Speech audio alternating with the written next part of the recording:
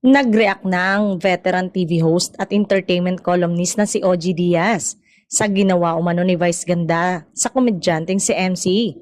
Marami nga ang naapektuhan sa ginawang vlog ni Vice Ganda kamakailan kung saan kinumpronta ng It's Showtime host si MC tungkol sa bad habits nito kapag magkakasama silang magkakaibigan.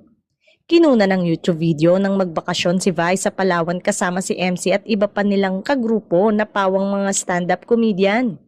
Sa isang bahagi ng vlog ay diretsang sinabihan ni Vice si MC tungkol sa nakakabad trip daw na ugali nito.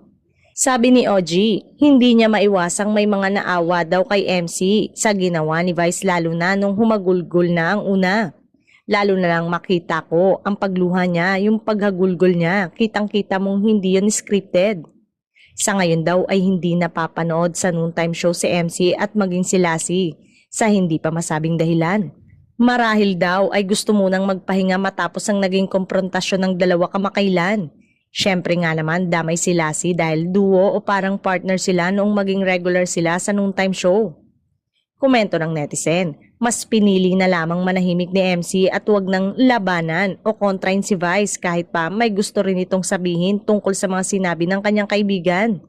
Gusto niya talagang pagbigyan si Vice kung ano ang magustuhan dahil nasa laylayan siya ni Vice Ganda sa Showtime.